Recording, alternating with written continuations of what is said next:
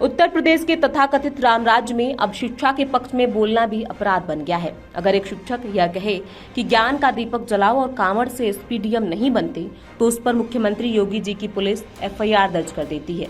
भारतीय संविधान के अनुच्छेद 51A ज में स्पष्ट रूप से वैज्ञानिक दृष्टिकोण, मानवतावाद और अन्वेषण एवं सुधार की भावना का विकास करने की बात कही गई है।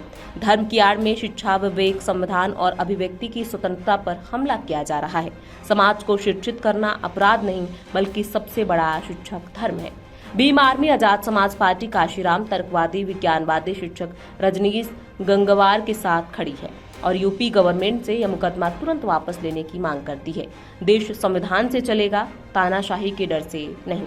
ये बातें भीम आर्मी और आजाद समाज पार्टी काशीराम के मुखिया चंद्रशेखर आजाद उर्फ रावण ने अपने एक्स अकाउंट पर लिखी है। साथ ही उन्होंने एक वीडियो भी शेयर किया है जिसमें एक शिक्षक एक कविता के माध्यम से बच्चों को कुछ बता रहा है। नमस्कार, मैं हूं प्रियांशी और आप देख रहे हैं नव भारत लाइव। दरअसल बीते दिनों रजनीश गंगवार नाम के टीचर ने बरेली के कॉलेज के छात्रों के सामने कांवड़ पर कविता पढ़ी थी।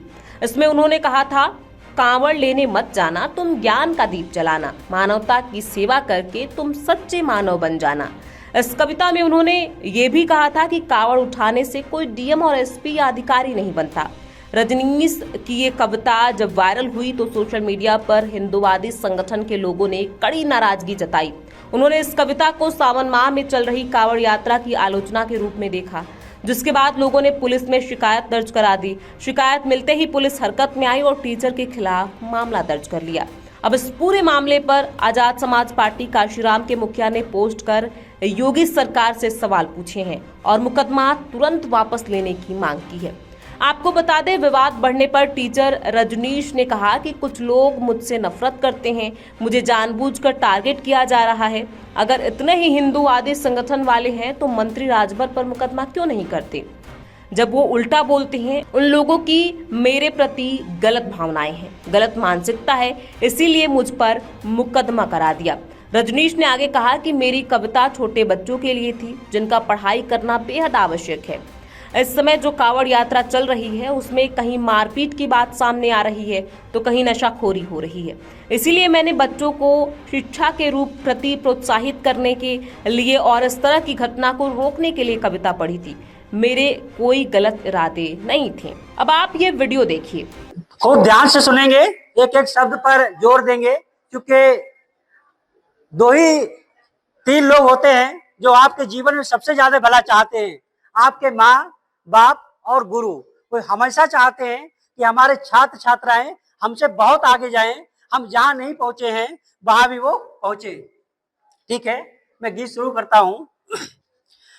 कांवड़ लेने मत जाना, तुम ज्ञान का दीप जलाना, मानवता की सेवा करके सच्चे मानव बन जाना।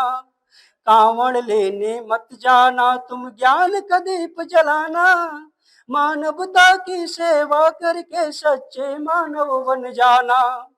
शिक्षा है जग जग की जननी, उसका दूध पियो तुम। शिक्षा है जग जग की जननी, उसका दूध पियो तुम। सत्कर्मों का रहस्य बड़ा है, उसका रूप गुनो तुम। सत्य आचरण प्रेम परोपकार है सब जीवन के साथी। ज्ञान विवेक का दीप जलाओ, है यही तुम्हारी थाती। धूर्त बहुत है कपट प्रपंची, उनका जाल समझना। मन का मैल ज्ञान से धोकर सुई का महत्व समझना। मानवता की सेवा करके सच्चे मानव बन जाना। कांवड़ लेने मत जाना, तुम ज्ञान का दीप जलाना। कांवड़ लेने मत जाना, तुम ज्ञान का दीप जलाना। राजनीति अब धर्म नीति अब ये पूंजीवादी युग है। जनता की है धर्म अफीम से बोराया जग है। अंधी आस्था मिथ्या आडंबर है, इसको मार भगाना। ज्ञान बोध की ज्योत जगा कर खुद दीपक बन जाना। ध्यान साधना त्याग तपस्या इन सब से मेल बढ़ाना। शिक्षा है हथियार तुम्हारा, हर जन जन तक पहुंचाना। कांवड़ लेने मत जाना, तुम ज्ञान का दीप जलाना। मानवता की सेवा करके सच्चे मानव बन जाना। कांवड़ लेने मत जाना, तुम ज्ञान का दीप जलाना। मानवता की सेवा करके सच्चे मानव बन जाना।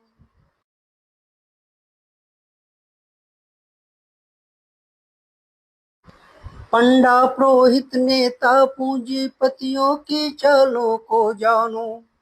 पंडा पुरोहित नेता पूंजीपतियों की चालों को जानो। ये सब पलती हैं षड्यंत्रों पर, इसको तुम पहचानो। ईश्वर के मिथ्या सुख की तुमको राह दिखाते।